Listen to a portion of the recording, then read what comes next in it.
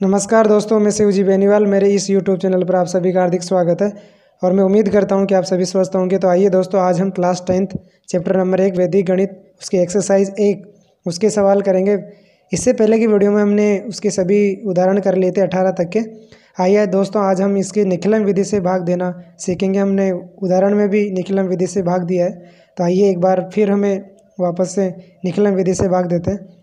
तो देखिए, हमारे पास जो क्वेश्चन नंबर 1 है वो हमारे पास लिखा हुआ है कि 12/45 में हमें डिवाइड करना है किसका, 97 का। तो देखिए दोस्तों, निखिलम विधि से भाग देने के लिए हमें सबसे पहले क्या करना है, उसका आधार करना है मालूम। तो इसका आधार अगर हम देखें तो 97 के हिसाब से हमारा आधार क्या होना चाहिए, 100। मैंने आपको पहले वीडियो में बता दिया दोस्तों कि जो आधार होता है वो आधार हमेशा या तो 1 होगा या 10 होगा या 100 होगा या 1000 होगा। इसके अलावा आधार कोई भी नहीं होगा। तो हमारी जो संख्याएं हैं वो इनके किसके आसपास है उस हिसाब से वो आधार हो जाएगा। तो अगर हम यहाँ बात करें तो दोस्तों हम यहाँ पे इस प्रकार से एक डायग्राम बना लेते हैं और इसको इस प्रकार से लिख दीजिए। अब देखिए, आधार में हमारे पास कितने जीरो है, 2। तो यहाँ से 2 नंबर उठा के आपको कहाँ लिख देना है, यहाँ पे। उसके बाद में जिसका डिवाइड करना है उसको आप यहाँ लिख दीजिए, 97 का भाग लगाना है। अब इसके बाद में आपको क्या करना है दोस्तों, आधार के बाद में हमें विचलन की ज़रूरत पड़ती है। तो बताइए दोस्तों, इसमें विचलन कितना होगा, 100 में से हमें कितना कम कर देना है, हमारी संख्या। तो आधार में से संख्या कम करने पर हमारे पास कितना आया, 0 थी। तो ये हमारा क्या हो जाएगा, विचलन। और विचलन को कहाँ लिखना है, यहाँ। अब आपको कुछ नहीं करना, ये जो नंबर रह गए हैं इन दोनों को यहाँ लिख देना है। यहाँ 1 लिख देंगे, यहाँ 2 लिख देंगे। अब इस 1 को आपको कहाँ लिख देना है, यहाँ पे ले जाने के बाद में इसको सबसे पहले इससे गुणा करना है 0 से, तो कितना आएगा, 0। फिर इसी 1 को आगे वाले से गुणा करना है 3 से, तो कितना आएगा दोस्तों, 3। फिर इसके बाद में इन दोनों को जोड़ के लिखेंगे, 0 और 2 कितना होता है, 2। फिर इस 2 को पहले 0 से गुणा करेंगे तो कितना आएगा, 0। और फिर इसी 2 को 3 से गुणा करेंगे तो कितना आएगा दोस्तों, 6। अब कुछ नहीं करना, पीछे से जोड़ देना है। 6 और 5 11 का यहाँ 1 हो जाएगा, 1 इधर हासिल हो जाएगा, तो 5 और 3 कितना हो गया दोस्तों, 8। तो कहने का मतलब ये जो 12 है वो आपको क्या मिला, ये तो हमारे पास हो जाएगा दोस्तों भागफल। और ये जो 81 है वो हमारे पास क्या हो जाएगा, शेषफल। तो इस प्रकार से हमने इस पहले सवाल के भागफल और शेषफल निखिलम विधि से याद कर लिए। दूसरे क्वेश्चन देखना दोस्तों, उदाहरण नंबर जो 2 हमारे पास लिखा है वो 311 में हमें डिवाइड करना है किसका, 8 का। तो देखिए दोस्तों, मैं सबसे पहले यहाँ अगर आधार मालूम करें तो हमारा जो आधार है वो कितना होना चाहिए, 10।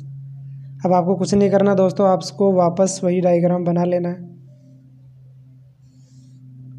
अब देखिए दोस्तों, आधार में जितनी जीरो होती है उतना इधर से एक नंबर ले लेंगे हम। तो यहाँ पे आधार में 1 0 है, 1 पीछे से लिख दिया।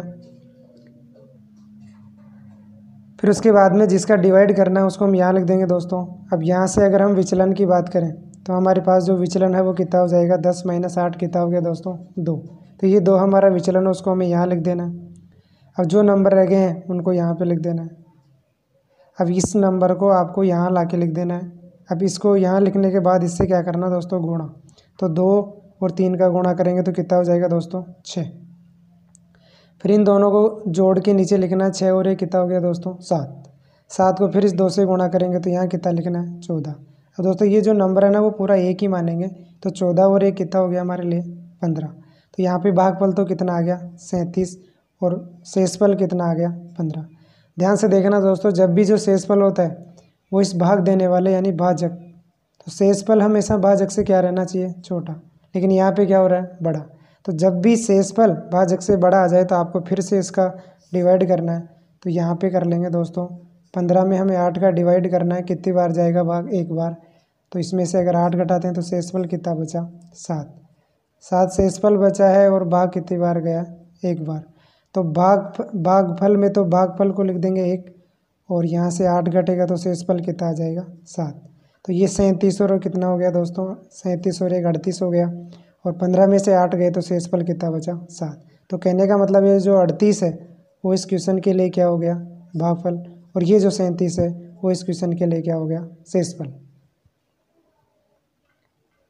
अब हम तीसरे क्वेश्चन की बात करते हैं दोस्तों। तीसरे क्वेश्चन में भी वही निखिलम विधि से भाग देना है। तो सबसे पहले आप संख्या को देखते हुए आधार मानेंगे। तो इसमें अगर आधार की बात करेंगे तो आधार कितना होगा दोस्तों, 100।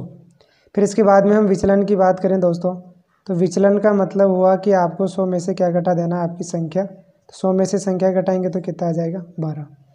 यहाँ पे आपको वही डायग्राम बना लेना है। आधार में जितनी जीरो होती है वहाँ से ये 2 नंबर उतने ही नंबर यहाँ से उठा लेना है। आधार में 2 जीरो है तो यहाँ से पीछे से 2 नंबर उठा लिया, और जो नंबर शेष रह गया है उसको कहाँ लिख देना है, यहाँ। और जिसका डिवाइड करना है उसको कहाँ लिख देना है, यहाँ। अब देखिए दोस्तों, हमारे पास विचलन कितना आया, 12। तो विचलन को यहाँ लिख देते हैं, ये भागजक भाग देने वाला।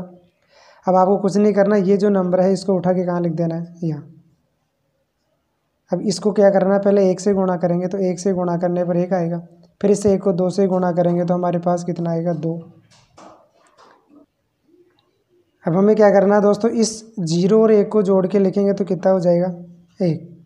अब इस 1 को वापस 1 से गुणा करेंगे तो कितना आएगा, 1, और इस 1 को वापस 2 से गुणा करेंगे तो 2। तो कहने का मतलब 3 और 2 तो 5 हो गया, और 3 और 1 यानी 1 2 1 यानी कितना हो गया, 4। तो कहने का मतलब इस क्वेश्चन के लिए हमारे पास भागफल तो कितना आ गया, 11। और इसी क्वेश्चन के लिए अगर हम शेषफल की बात करें तो हमारे पास शेषफल कितना आ गया दोस्तों, 45। अब हम बात करते हैं क्वेश्चन नंबर 4। और क्वेश्चन नंबर 4 में हमसे पूछा गया है दोस्तों क्या करना है, आपको वर्ग करना है। और वर्ग का मतलब क्या होता है दोस्तों, हमें वर्ग करना है 103 का। तो वर्ग का मतलब होता है उसी संख्या का स्क्वायर करना। कहने का मतलब समान संख्या को 2 बार गुणा करना वर्ग कहलाता है। तो हमने इसको 103 × 103 लिख दिया। अब ये हमें निखिलम से ही करना है दोस्तों, लेकिन करना कैसे है ध्यान से देखना। सबसे पहले हमें इसका क्या करना है, आधार। तो दोस्तों आधार कितना होगा, 103 के हिसाब से क्या होना चाहिए, 100। यहाँ फिर हम उपाधार की बात करेंगे तो उपाधार कितना होगा हमारे पास, 1, क्योंकि अगर 100 को 1 से गुणा करेंगे तो 100 ही रहेगा, जो कि हमारी संख्या के आसपास है। अगर इसको आप उपाधार 2 लेते हैं तो 100 × 2 कितना हो जाएगा, 200, तो जो कि हमारी संख्या से काफ़ी दूर है। तो हम उपाधार 1 लेंगे तो 100 × 100 कितना होता है, 100 × 1 कितना हो गया, 100, और 100 हमारी संख्या के आसपास है। अब इतना करने के बाद में दोस्तों आप ध्यान से देखना इसको। सबसे पहले आपको कुछ नहीं करना, इन दोनों नंबर्स को इस प्रकार से लिख देना है। फिर इनका विचलन लिखेंगे तो देखिए 100 से आपका जो 103 है वो कितना ज़्यादा है, 3। अगर ज़्यादा है तो प्लस का 3 और कम होगा तो माइनस का 3। फिर वही बात यहाँ भी विचलन कितना आ जाएगा हमारे पास, 3।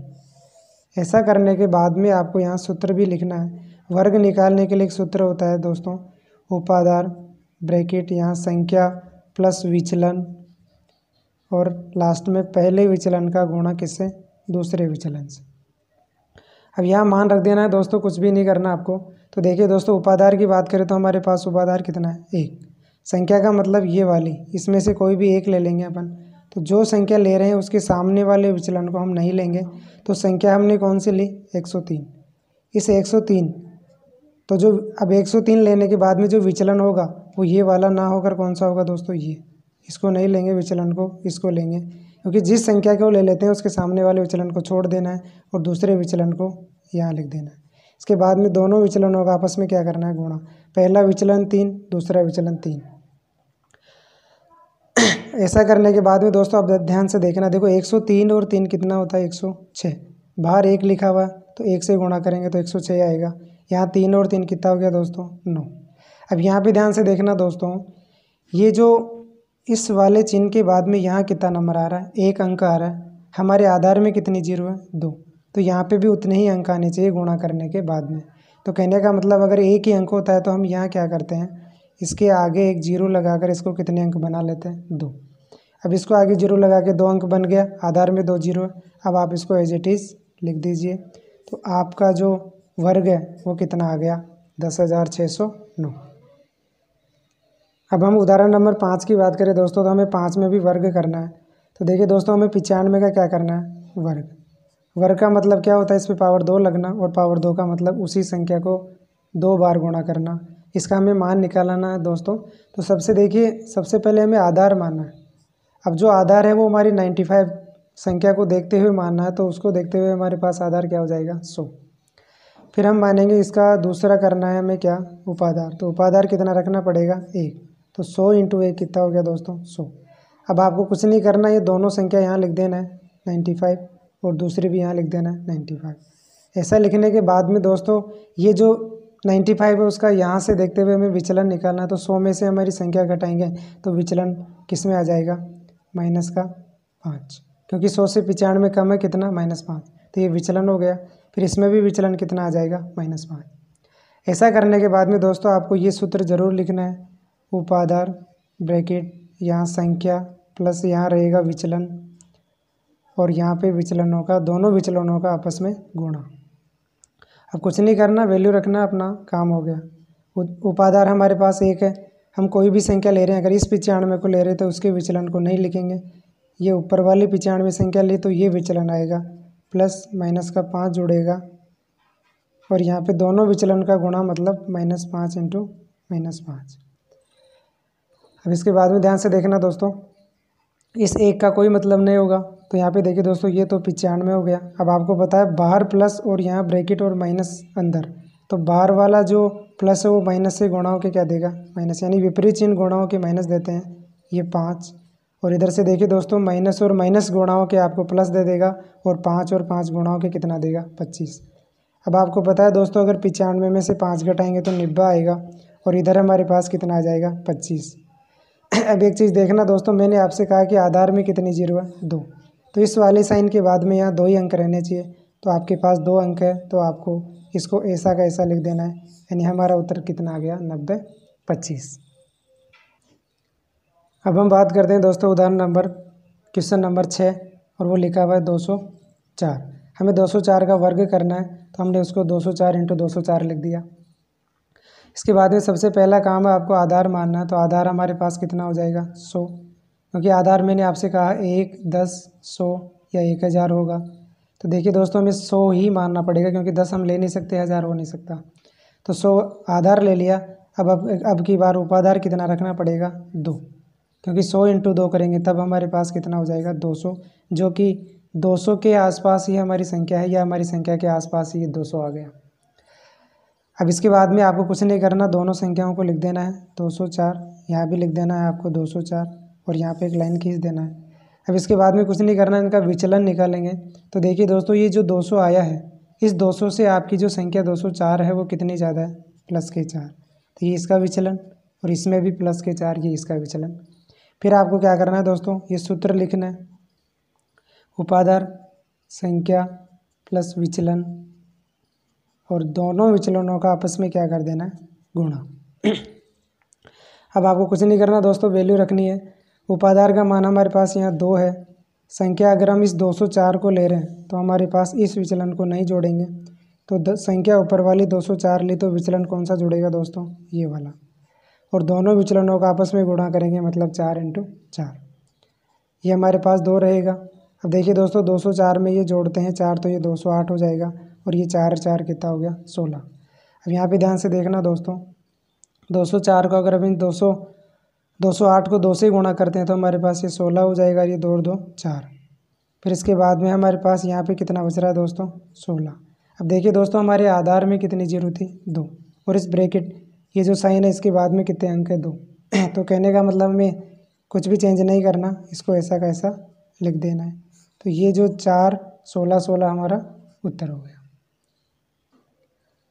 अब हम बात करते हैं दोस्तों क्वेश्चन नंबर 7, और क्वेश्चन नंबर 7 में भी हमें क्या करना है, वर्ग करना है। तो देखिए दोस्तों 225 का वर्ग करेंगे, तो देखो 225 का वर्ग का मतलब इसकी पावर 2, और पावर 2 का मतलब उस समान संख्या को 2 बार गुणा करना। तो इस संख्या को देखते हुए हमें सबसे पहले इसका आधार मानेंगे। दोस्तों 225 का आधार कितना होगा हमारे पास, 100। आधार तो 100 होगा, लेकिन उपाधार चेंज हो जाएगा हमारे लिए। अब की बार उपाधार की बात करेंगे तो ये भी कितना ही रहेगा, 2। तो 100 इंटू 2 करेंगे तो हमारे पास कितना आ जाएगा, 200। अब ये दोनों संख्याएं आपको यहाँ लिख देना है 225, और इसके नीचे लिख देना है 225।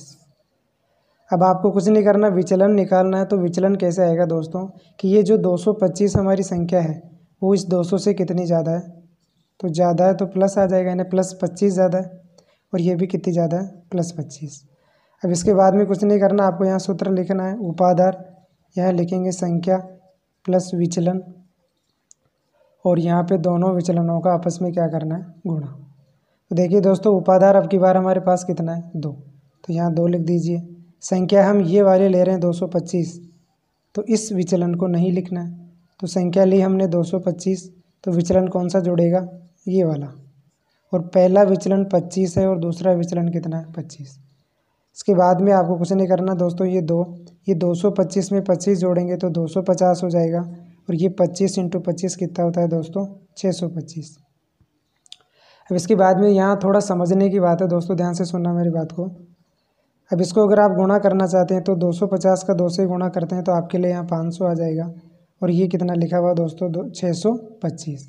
अब यहाँ ध्यान से समझना दोस्तों, मैंने आपसे कहा कि हमारे आधार में कितने जीरो है, 2। तो ये जो साइन है इसके बाद में अंक भी कितने रहने चाहिए, पीछे 2। तो ये जो एक्स्ट्रा आ गया है वो आगे जाके क्या हो जाएगा, जुड़ जाएगा। तो कहने का मतलब दोस्तों क्या हुआ कि ये जो 25 है वो तो यहीं रहेगा, और ये जो 6 है आगे वाले में जाके जुड़ जाएगा। तो 500 प्लस से कितना हो जाएगा, 506। अब इसको हमें कुछ नहीं करना दोस्तों, एज इट इज़ लिख देना है 50625। तो ये हमारा 225 का क्या हो गया दोस्तों, वर्ग। तो इस प्रकार से दोस्तों हमने आज एक्सरसाइज 1 के जो क्वेश्चन थे, क्वेश्चन नंबर 7 तक हमने सॉल्यूशन किया। तो दोस्तों इस प्रकार इस चैनल पर बने रहें, आपको मैं फुल सॉल्यूशन दूंगा, एकदम यूनिक तरीका दूंगा आपको यहाँ पे वैदिक मैथ का, बहुत ही आसान तरीके से। तो वीडियो को ज़्यादा से ज़्यादा शेयर और सब्सक्राइब करें, आपका सपोर्ट बनाए रखें। धन्यवाद।